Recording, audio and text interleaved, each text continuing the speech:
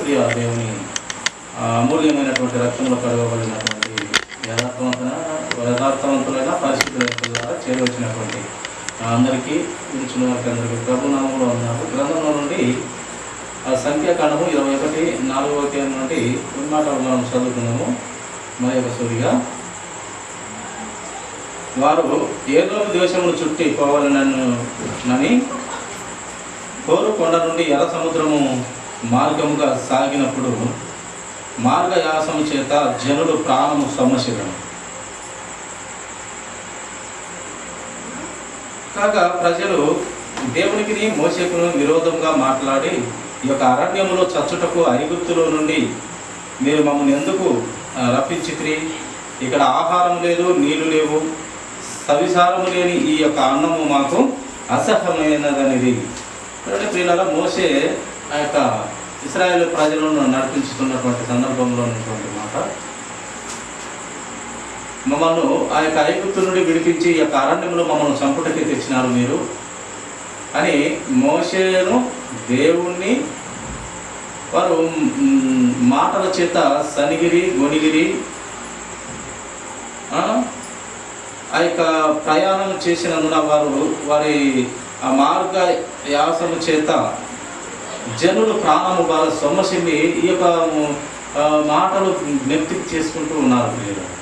మేము అక్కడ ఉండే బాగుండేది, ఈ యొక్క అరణ్యంలోకి తెచ్చి ఈ యొక్క కొండలలోకి తెచ్చి మమ్మల్ని చంపనికి తెచ్చినారు అని ఆ యొక్క ప్రభువు దేవుణ్ణి అలాగే మోషేను ఈ అరణ్యంలో మమ్మల్ని చంపనీకే మీరు మమ్మల్ని ఎందుకు రప్పించితిరి? ఇక్కడ మాకు ఆహారం లేదు, నీళ్లు లేదు, ఆ సవిసారం లేని ఆ మన్నాను తిని మాకు అసహ్యం వచ్చింది అని చెప్తూ మాట్లాడుతూ ఉన్నారు. అప్పుడు దేవుడు ఏం చేసినాడంటే, ప్రియులారా ముందు మాటగా చదువుతాము చూడండి. మోషేను దేవుణ్ణి ఇద్దరిని కూడా కలిపి వాళ్ళు సనుగుతూ దేవుణ్ణి దూషించుతూ ఉన్నట్టుగా మనము లేఖనంలో మనం చూస్తాం.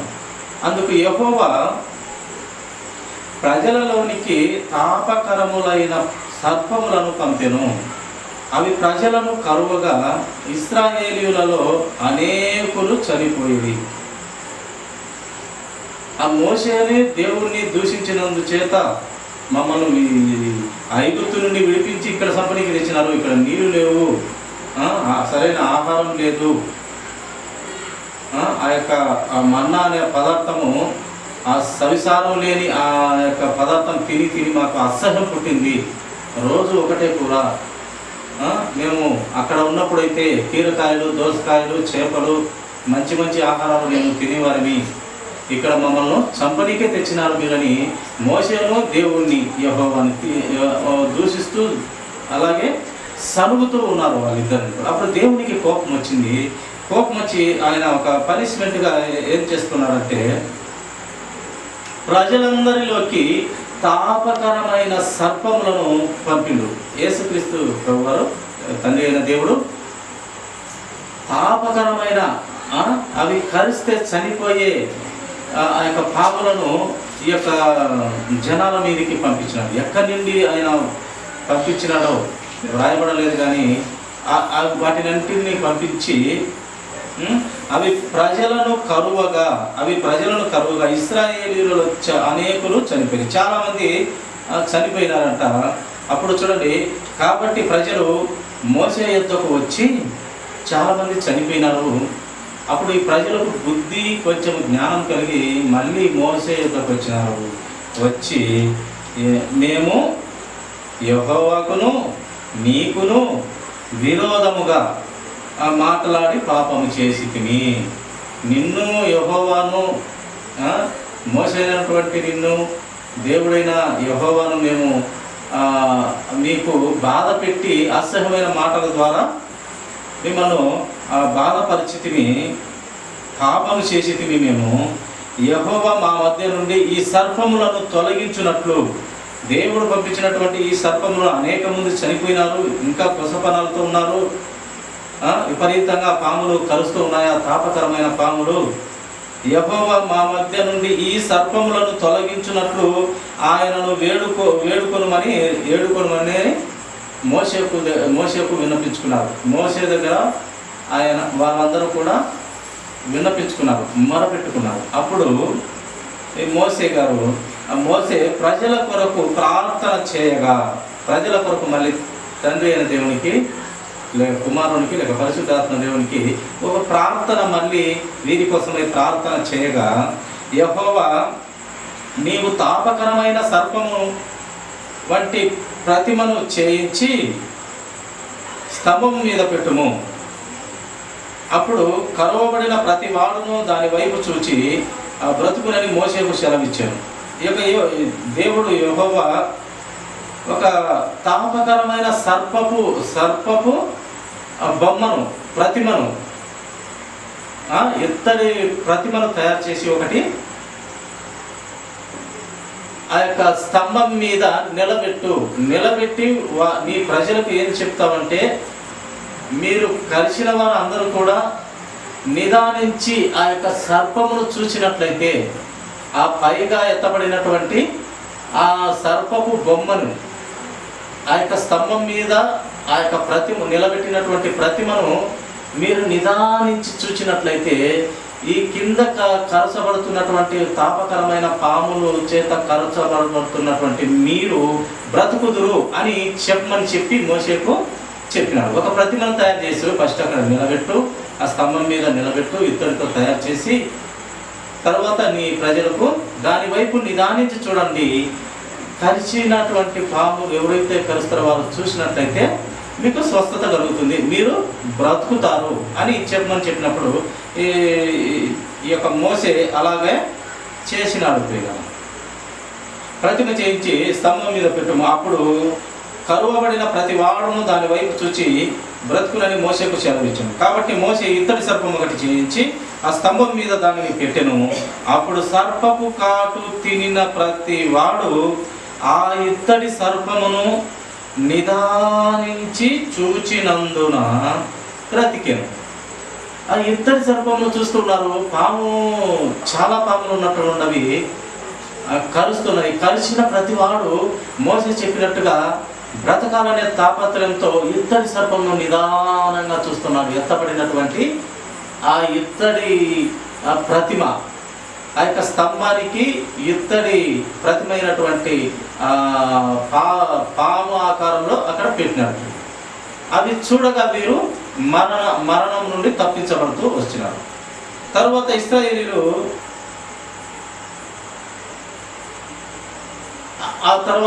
ఇశ్రాయేలీయులు బ్రతకడము, ఆ యొక్క స్వస్థత పొందుకోవడం జరుగుతూ వచ్చినది. ఇది మోసే గారి కాలంలో పాత నిబంధనలో వ్రాయబడుతూ వచ్చినది.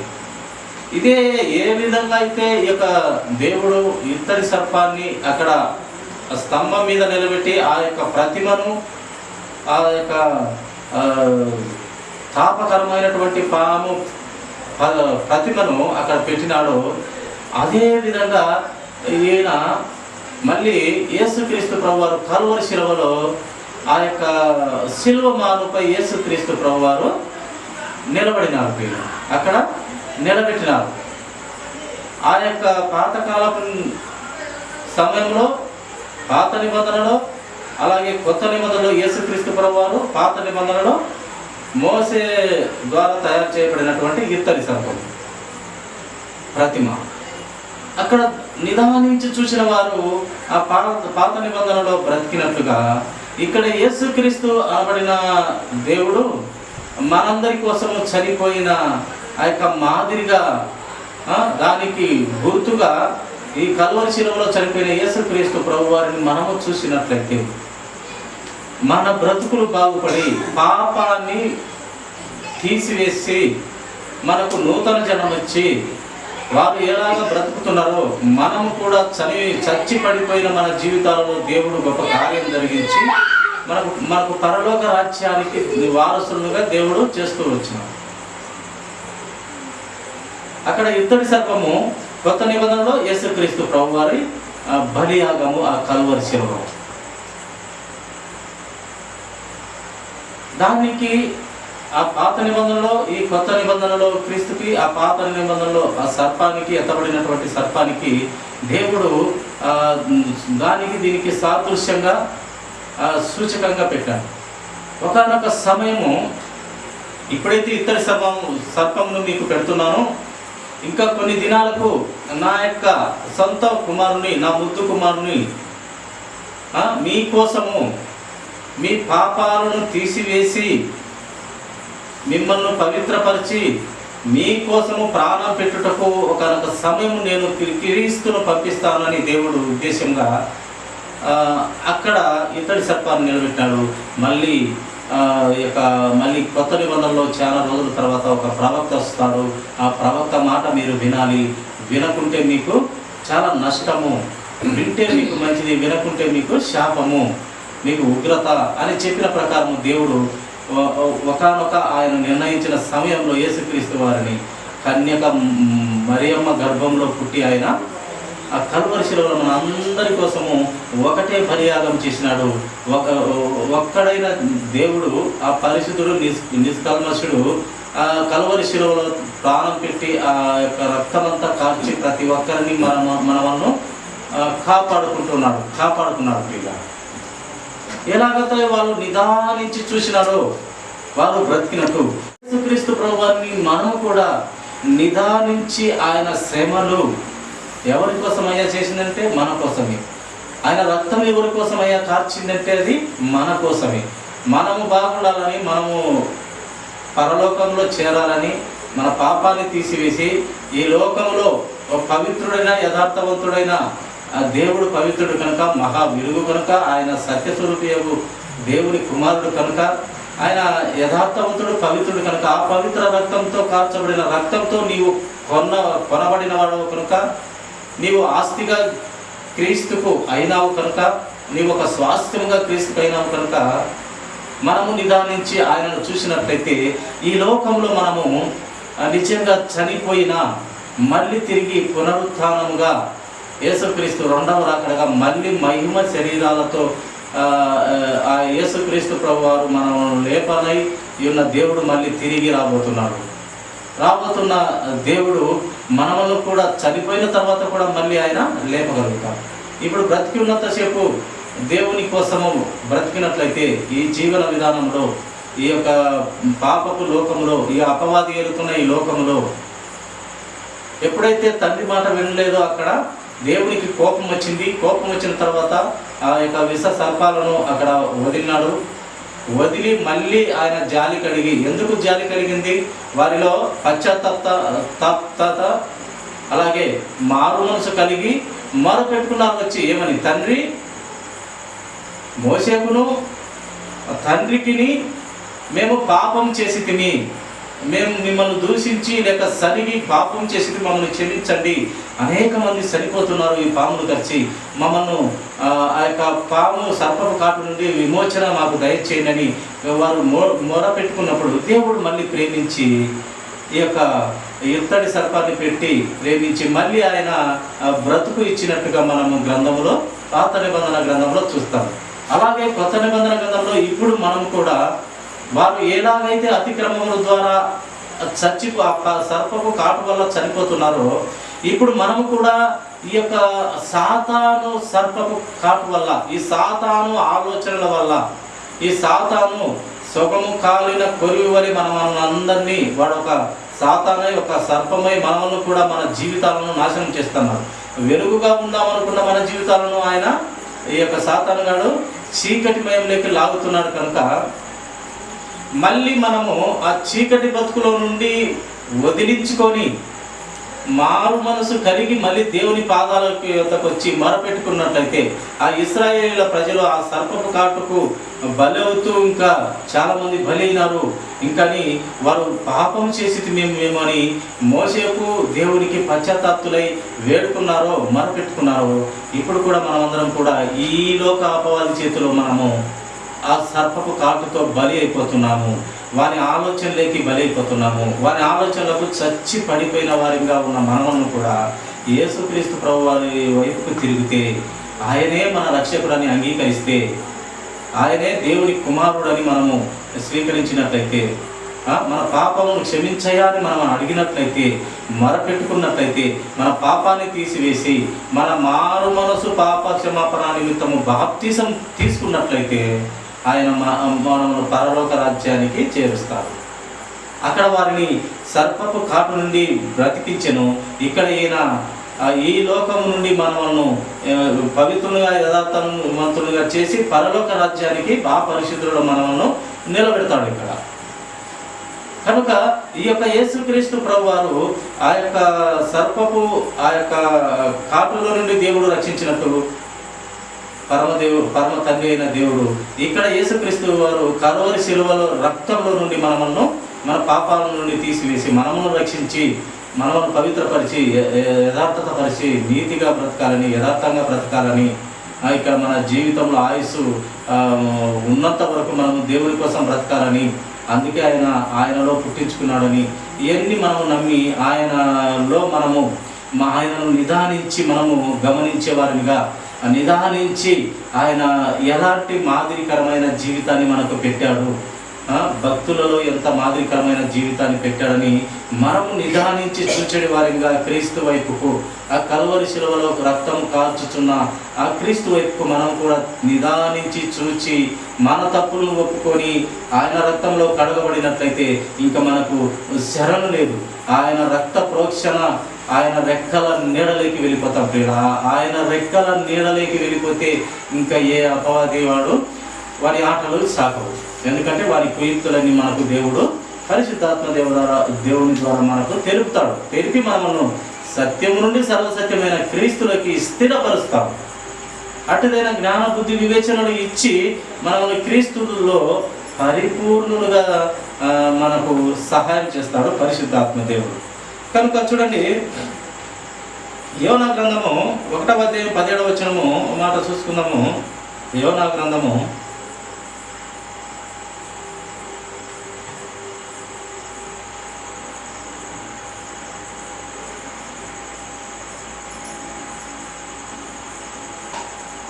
1వ అధ్యాయం 17వ వచనము.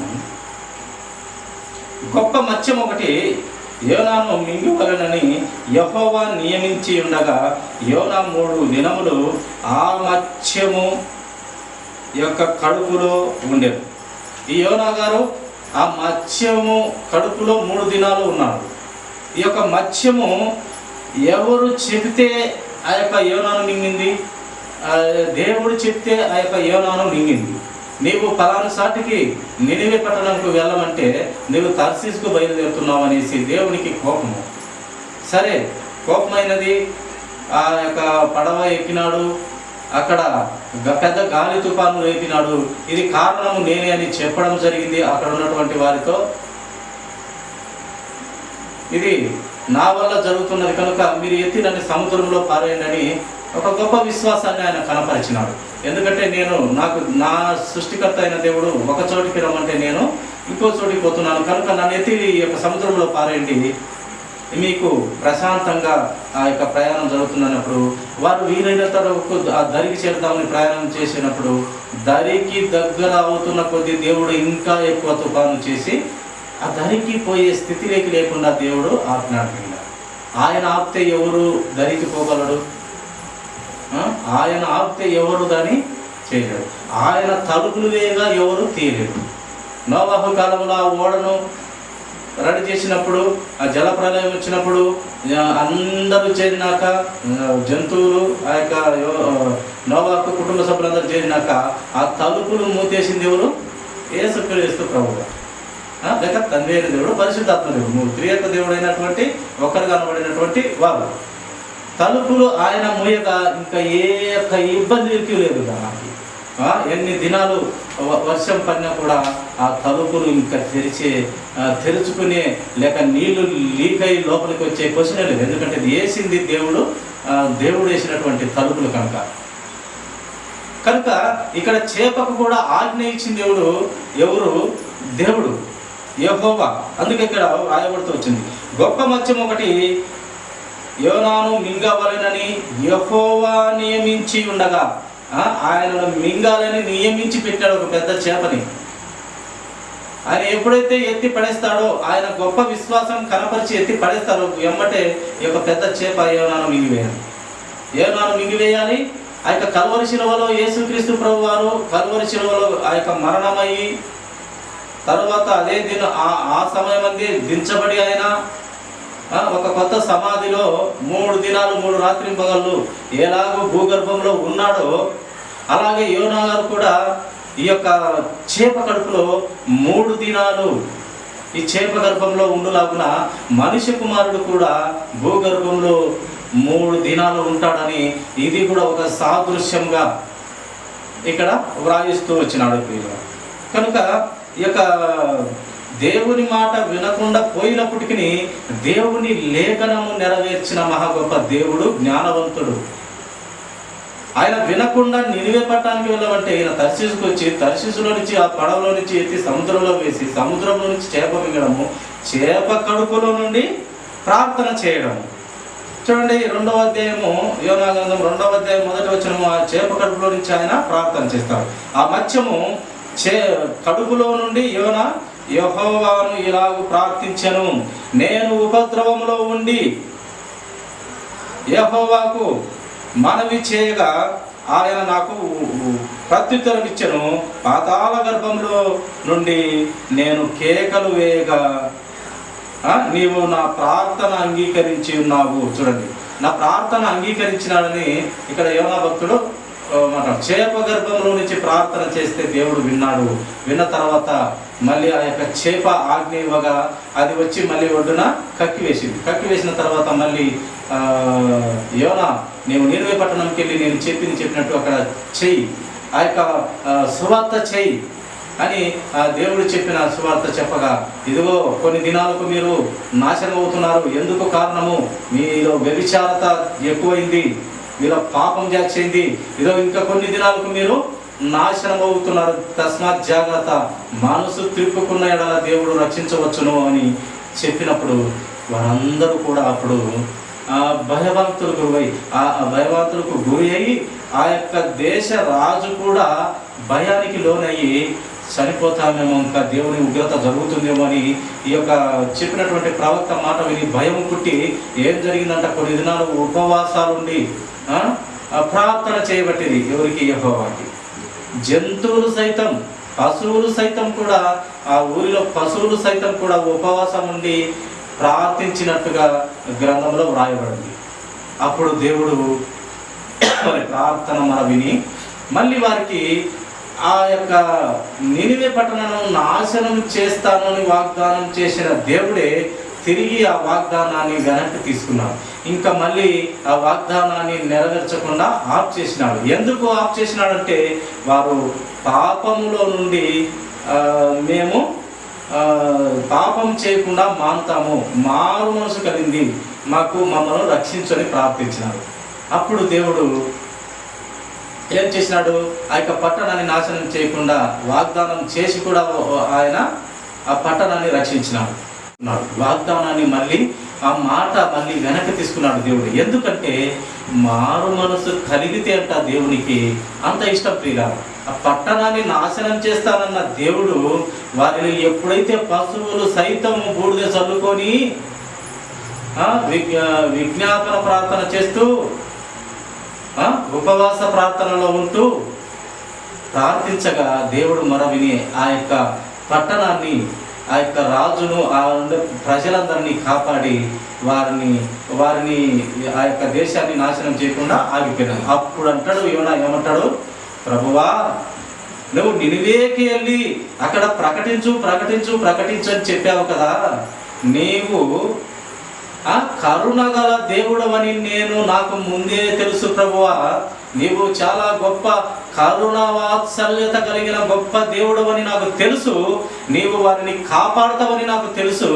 అందుకే నేను నినివే పట్టణానికి వెళ్లకుండా తర్షీసుకు వెళ్ళిపోతుండగా ఆయనను నన్ను నీవు పోనీయలేదు. ఆ పెద్ద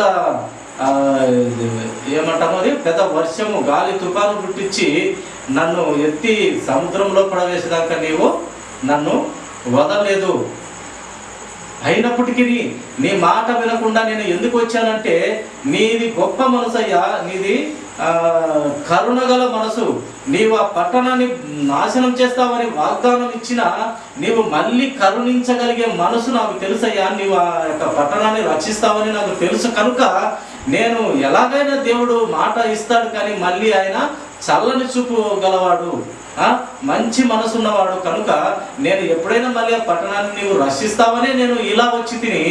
అయినప్పటికీ ప్రభువా, నీవు ఎంత గొప్ప దేవుడవు, ఇలా నీ మాట వినకుండా నేను వచ్చినప్పటికీ నీ యొక్క గుణాతిశయములను నేను ఎరిగి ఇలా వచ్చినప్పటికీ ప్రభువా,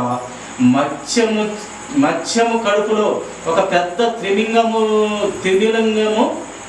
త్రిమింగళము కడుపులో 3 దినాలను నన్ను పెట్టి, ప్రభువా నీవు కల్వరి శిలువలో 3 దినాలు ఎలాగా కల్వరి శిలువలో ఆ రోజంతా కల్వరి శిలువ నుండి తిరిగి దింపబడి నీవు ఆ యొక్క సమాధిలోకి 3 దినాలు, భూగర్భంలోకి 3 దినాలు ఎలాగూ నీవు ఉన్నావో దానికి సాదృశ్యంగా నీ మాట వినకుండా ఇక్కడికి వచ్చినప్పటికీ నీ తండ్రి చేప కడుపులో నీకు పోలికగా, నీకు సాదృశ్యంగా 3 దినాలు చేప కడుపులో నన్ను పెట్టి తండ్రి, నీ గొప్ప యొక్క సాదృశ్యమైనటువంటి గుణాన్ని నా ద్వారా బయలుపరిచినాను. ఎంత గొప్ప దేవుడు అని దేవుణ్ణి ఆయన యోనా గారు మళ్ళీ ఆయనను గణపరిచినట్టు, కొనియాడినట్టు మనం చూస్తాము. దేవుని మాట వినకుండా వచ్చినా ఏం చేసినాడంటే, మళ్ళీ చేప మింగిచ్చి 3 దినాలు దాంట్లో పెట్టి మళ్ళీ ప్రార్థన చేయగా వదిలేసి, మళ్ళీ అదే యోనా గారు ఆ పట్టణానికి వెళ్ళి సువార్త చెప్పి వారిని కాపాడి, మళ్ళీ ఈ యొక్క కల్వరి శిలువలో మరణమయ్యి మళ్ళీ భూగర్భంలో పాతి పెట్టబడిన 3 దినాలు, అలాగే చేప కడుపులో 3 దినాలు 2 సాదృశ్యంగా ఉండటకు నా ద్వారా ఎంత కృప కలిగిన దేవుడవయ్యా అని ఈ యొక్క యోనా గారు దేవుణ్ణి మహిమపరుస్తూ వచ్చినారు. అంత కృప కలిగిన దేవుడు ప్రియులారా, ఎవరైనా సైతం కట్టె పట్టుకునే స్థితిలో ఉండు, ఇంత కొన్ని క్షణాలలో నీవు చనిపోతావని తెలిసినా కూడా, అయ్యా నేను పాపిని, నన్ను క్షమించు, నీ రక్తంలో నన్ను శుద్ధిగా చేయు, నా పాపాలు తీసివేయు, నాకు మారు మనసు వచ్చింది, మారు మనసు కలిగి పాప క్షమాపణ నిమిత్తం నాకు బాప్తిసం అయ్యా అని నీవు అడిగితే క్షణము లేటు చేయక నిన్ను కాపాడుకునేవాడు, నిన్ను హత్తుకునేవాడు, నిన్ను ఎత్తుకొని ముద్దు పెట్టుకొని సంకనెత్తుకునేవాడు, ఏలు పెట్టి నడిపించేవాడు, ఆయన కునుకడు నిద్రపోడు ఎప్పుడునూ కాపాడేవాడు. నీ తల్లి అయినా నిన్ను మరచునేమో, నేను మరువని వాడను అన్నాడు. తల్లి అయినా మరుస్తుందంట, కానీ దేవుడు మరవడంట ప్రియుల. అంత గొప్ప దేవుడిని మనం కలిగి ఉన్నందుకు మనము ధన్యులం ప్రియుల, ధన్యులం. అందులో ఆయన యందు మృతి పొందు మనుషులు కూడా ధన్యులు. ఆయనతో ఉండి మృతి పొందితే ధన్యులం మనం. మళ్ళీ తిరిగి లేపబడతాము. దాచిపెట్టబడిన మనము, మరణమై దాచిపెట్టబడిన మనము కూడా యేసుక్రీస్తు ప్రభువారు మళ్ళీ దాచిపెట్టిన సొమ్మును మహిమ శరీరంతో, ఇంకా విలువైన శరీరంతో లేపి ఆయన పక్కలో కూర్చోబెట్టుకునే మహా గొప్ప గనుడు, మహా అద్భుతకరుడు, ఆశ్చర్యకరుడు, అన్ని లోకాలు ఏలేటటువంటి గొప్ప దేవుడు ప్రియులారా. అంత గొప్ప గౌని కలిగి ఉండటము మన అదృష్టం. ఆయన ద్వారా మనం పుట్టడము మనము చేసుకున్నటువంటి ధన్యత. ఆయన ఆలోచనలో పుట్టినామంటే ఎంత ధన్యత, ఎంత దీవెన. ఆయన పోలికలో పుట్టినామంటే ఎంత ఆశీర్వాదం, ఎంత దీవెన ఉంటే నీవు మనిషిగా పుడుతున్నావంటే